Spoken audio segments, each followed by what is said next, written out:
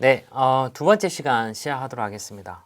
이번 시간에는 앞서 살펴봤던 MLP 모델을 가지고 피마족 인디안에 5년 이내에 당뇨병이 발생했는지 안 했는지 여부를 예측하는 모델을 함께 실습을 해보도록 하겠습니다. 앞서 말씀드렸다시피 제일 처음에 우리가 해야 될 일은 모델이나 모듈들을 임포트하는 겁니다. 필요한 패키지를 임포트하는 건데요. 우리가 numP라는 걸 주로 사용할 거기 때문에 import nump라고 하고 이를 np라고 우리가 칭합니다. 그리고 matplotlib 라이브러리라고 학습이 제대로 되는지 학습률을 이제 그래프로 우리가 표시하는 게 있는데 그 그래프로 플롯을 띄우기 위해서 이 패키지를 우리가 임포트를 하도록 하겠습니다. 이것도 자주 사용할 거기 때문에 is plt 그러면 plt라고 하면 이런 matplotlib 라이브러리를 우리가 가져온다 라고 보시면 될 것 같고요. 그 다음에 텐서플로우의 케라스 모델의 시퀀셜이나 로드 모델 그리고 레이어들 모델 체크 포인트 플란 모델 뭐 여러 가지를 우리가 임포트를 하게 될 텐데 이건 뒤에서 각각 쓰임새가 있기 때문에 각각 모듈에 대해서 뒤에 설명을 하도록 하겠습니다. 그래서 이걸 실행을 시켜 볼까요? 예, 콜앱에서는 뭐 앞서 실습을 하셨다시피 여기 플레이 버튼 누르게 되면 구동이 됩니다. 구동이 되고 별 프린트가 안 나오면 정상적으로 수행됐다 라고 보시면 될 것 같고요. 여기 번호가 찍히면 수행됐을 때 정상적으로 나오고 뭐 빨간색이나 에러 코드가 나오면 제대로 안 됐다 라고 보시면 될 것 같아요. 그리고 여기에 이제 데이터 세트를 우리가 가지고 오는데요. 먼저 우리 데이터 세트를 한번 봐야겠죠. 케글에 보면 이 피마 인디안 쪽의 어떤 데이터베이스가 이제 공개가 되어 있는데 이걸로 어떻게 구성되어 있는지를 같이 한번 살펴보도록 하겠습니다. 보시면 총 8개의 입력 변수와 그리고 마지막 하나가 5년 이내에 당뇨병이 발생했다 안 했다 이렇게 되어 있는데요. 그 8개를 보시면 첫 번째는 뭐 임신 횟수라든지 뭐 혈압이라든지 피부 두께라든지 인슐린 뭐 여러 가지 또 나이 뭐 이런 것들이 있겠죠. 나이가 있고 맨 끝에 아웃컴 결과가 0, 1로 되어 있습니다. 총 8개가 입력하고 출력이 하나다 이렇게 보시면 될 것 같아요. 그래서 그거를 구성을 할 때 보시면 데이터셋 URL이라고 해서 인디안 피마족의 데이터셋들이 있어요. 여기에서 피마 인디안 디베이트라고 해서 CSV 파일을 설정을 해서 URL 하고 난 다음에 이 CSV는 뭐냐면 콤마 세퍼레이티드 밸류라고 해서 콤마로 분리된 수치가 있고 콤마로 이렇게 찍혀져 있습니다. 그래서 그걸로 콤마로 구분할 수 있게끔 파일이 구성되어 있고요. 거기에 numpy np load text라고 하면 이 데이터셋 URL로 그냥 바로 로딩이 가능합니다. 그리고 구분자를 콤마로 쓰겠다라고 하면 이 CSV 파일가 이제 콤마로 되어 있기 때문에 이걸 구분해서 사용할 수 있고 그걸 이제 데이터셋으로 우리가 로딩을 할 수가 있습니다. 그러면 이 데이터셋에 대해서 보시면 데이터셋들이 쭉 있는데 여기에 총 700개를 학습에 쓰고 나머지 부분을 시험할 때 쓰도록 그렇게 되어 있습니다. 68개를 시험했습니다. 총 이 데이터셋의 샘플 수가 768개인데 그 중에 700개를 학습 그리고 나머지 68개를 시험할 때 그렇게 쓰도록 데이터셋을 나눕니다. 총 2차원입니다. 행, 열 이렇게 보시면 되는 이렇게 행렬로 보시면 되는데요. 그래서 요 기호를 보고 앞에는 시작, 뒤에는 종료. 그래서 처음부터 지정하지 않으면 처음입니다. 처음부터 700까지. 그래서 총 700개거든요. 700개고 뒤에 열도 처음부터 8번째까지.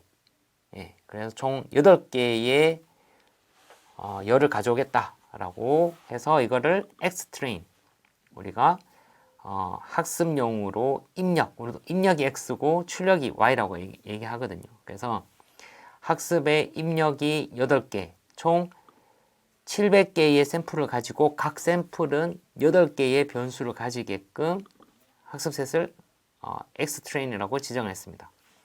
그 다음에 정답인 ytrain은 700개의 샘플이고 마지막 열, 그러니까 여기 8로 지정하면 총 9번째에 해당하는 열, 0, 1로 세팅되어 있고 5년 이내에 당뇨병이 발생했다 안 했다, 그 정보가 ytrain에 저장이 됩니다. 그래서 학습셋에 x, y로 지정했죠. 그 다음에 시험셋도 지정하는데요. 시험셋도 이 데이터셋에 701번째부터 마지막까지 총 68개에 해당하는 데이터가, 샘플이 X테스트에 집어넣고, 이때도 열이 총 앞에 8개의 열이 이제 지정이 되겠죠. 네. 그렇게 해서 X테스트, Y테스트는 똑같이 행은 똑같고, X테스트는 행은 똑같고, 마지막 열, 0과 1로 되어 있는 5년 이내에 당뇨병이 발생했는 거에 대한 수치를 가지고 있는 그 정보가 Y테스트에 등록이 됩니다. 그래서 이거를 X테스트, Y테스트로 지정을 했고요. 여기에 보시면 이 기호를 가지고 뒤에 지정하지 않으면 끝까지라는 의미입니다. 그래서 이거는 앞에 있으면 처음부터 700번째까지, 그리고 이건 701번째부터 끝까지 이렇게 보시면 될 것 같아요.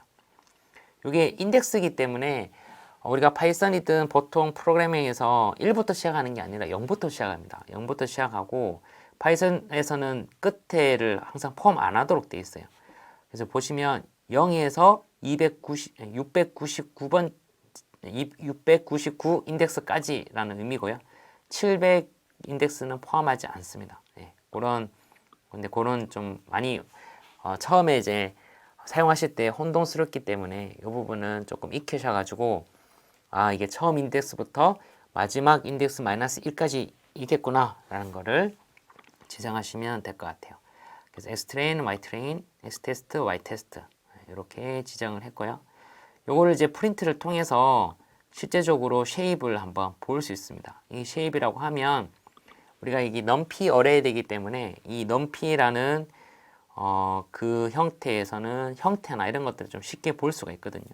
그래서 Xtrain의 쉐입이라고 하면 어떤 형태로 되어 있는지 볼 수가 있고, 이거를 프린트를 찍으면 이 쉐입을 스트링으로 바꿔서 출력해라 라는 식입니다. 그래서 Xtrain의 쉐입은 str Xtrain의 쉐입이다 라고 하면 700행의 8열을 가지고 있다 보시면 될 것 같고요.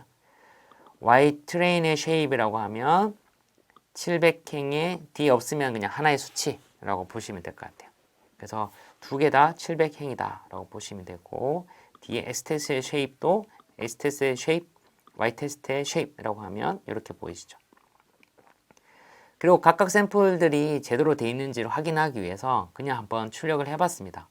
그래서 Xtrain의 0번째, 그러면 총 8개.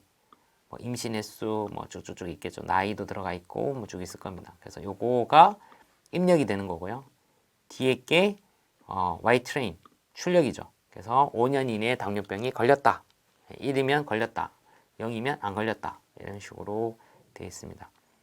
네, 안타깝게도 첫 번째 그 Xtrain 샘플은 5년 이내 당뇨병이 이제 걸렸는 걸로 이렇게 보이네요.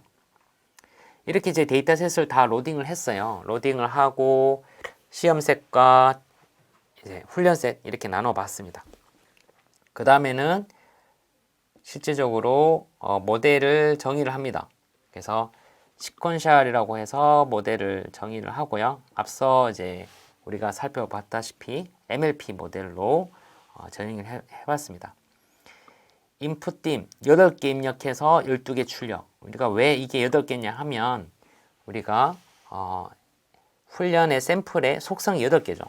예, 8개가 입력이 되는 거고 출력은 12개. 이 12개는 하이퍼 파라미터라고 해서 뭐 우리가 임의대로 지정할 수 있습니다. 24개일 수도 있고 뭐 16개일 수도 있고 뭐 100개일 수도 있는데 이게 조정함에 따라서 성능도 다르기 때문에 최적의 어떤 이 파라미터를 지정하는 게 중요하고 그런 것들을 우리가 하이퍼 파라미터라고 얘기를 합니다. 그리고 이걸 최적화하는 과정이 하이퍼 파라미터 튜닝이라고 얘기를 합니다. 그리고 액티베이션 펑션이라고 각 레이어의 출력 형태를 좀 지정하는 게 있는데 이게 렐루라고 하면 음수는 0, 양수는 그대로 이렇게 표시해주는 효과를 가집니다. 그래서 출력 형태를 은익층이라고 해서 마지막 출력층을 제외한 모든 층은 은익층이라고 부르는데 요즘 은익층에는 액티베이션 펑션을 렐루를 많이 사용합니다. 그래서 마지막 층을 제외한 은익층들은 다 렐루로 이렇게 지정됨을 보실 수가 있고요. 여기에 이제 액티베이션이 렐루로 돼 있다. 그러면 이 12개의 출력이 나올 텐데 이 출력의 음수는 0으로 양수는 그대로 나온다고 보시면 될 것 같아요. 그 다음 층을 보시면 입력 12개의 출력이 8개입니다. 8개고 우리가 유스 바이어스를 true, 펄스로 지정 안 했기 때문에 기본적으로 바이어스가 사용됨을 보실 수가 있고요. 여기에 액티베이션을 역시나 은인층이기 때문에 렐루로 지정했습니다. 그리고 마지막 출력층인 1은 우리가 결국 이 모델에서 나오길 희망하는 게 당뇨병에 걸릴 거냐 안 걸릴 거냐 이렇게 해서 0, 1로 지정하는 거를 하기 원하기 때문에 벡터 수를 하나로 지정합니다. 대신에 액티베이션을 시그모이드라고 하게 되면 시그모이드는 0과 1 사이에 실수로 나오게끔 그렇게 지정합니다. 그래서 0.5를 기준으로 0.6, 0.8 이런 건 1이라고 우리가 가정하면 되고 0.4, 0.2 이러면 우리가 0으로 가정하면 되겠죠. 그래서 그걸 기반으로 이진 분류를 사용할 수 있겠죠. 그래서 우리가 보통 시그모이드의 벡터 수가 하나고 시그모이드라고 하면 이진 분류를 사용할 때 주로 마지막 층을 이렇게 지정합니다. 그래서 8개 입력해서 12개 나오고 12개 입력해서 8개 나오고 8개 입력해서 최종 하나가 시그모이드로 출력이 됩니다. 요까지가 이제 모델을 지정을 했고요. 그 다음에 컴파일이라고 있는데요. 컴파일은 이 네트워크를 지정했으면 이 네트워크를 학습할 준비를 시키는 겁니다. 그럼 네트워크를 학습을 시키기 위해서는 두 가지가 필요한데요. 하나가 손실함수가 필요하고 또 하나가 옵티마이저가 필요합니다. 그래서 네트워크랑 손실함수랑 옵티마이저 이 세 개가 하나로 묶는 과정이 필요한데 묶어야만 이 네트워크가 학습할 준비가 된 겁니다. 손실함수는 뭐냐면 이 네트워크가 얘기하는 거랑 실제 정답이랑 비교해서 어느 정도 손실이 났는지를 계산하는 그런 함수고요. 옵티마이저는 그 손실 난 걸 가지고 네트워크를 실제로 갱신하는 역할을 하게 됩니다. 그래서 이 두 가지를 네트워크에 묶어줘야 되고 이 묶는 과정을 우리가 컴파일이라고 부릅니다. 그래서 이후 보게 될 소스코드도 다 그렇겠지만 모델을 지정하고 난 다음에 이 모델을 컴파일할 때 손실함수랑 옵티마이저를 같이 세팅해서 묶게 됩니다. 그리고 매트릭은 나중에 학습시킬 거나 필할 때 로그 찍을 때 우리가 매트릭을 애큐러시 쓰겠다라고 하면 중간중간에 우리가 찍히는 그 값을 애큐러시로 이렇게 확인이 가능합니다. 그래서 여기까지 컴파일을 하게 되면 이제 네트워크가 학습할 준비가 되었죠. 그 다음에 실질적으로 이제 학습을 시키면 됩니다. 그리고 플랫을 먼저 플랫 모델로 해서 지금까지 우리가 정의한 모델을 한번 화면에 표출을 해보도록 하겠습니다. 그래서 우리가 만든 모델을 화면에 띄우고 쉐입을 지정하게 되면 8개 입력, 인풋이기 때문에 8개 입력해서 첫 번째 레이어는 8개 입력해서 12개 출력, 12개 출력 입력해서 8개 출력, 8개 입력해서 최종 하나 이렇게 간단하게 3개의 층으로 구성된 MLP를 보실 수가 있습니다.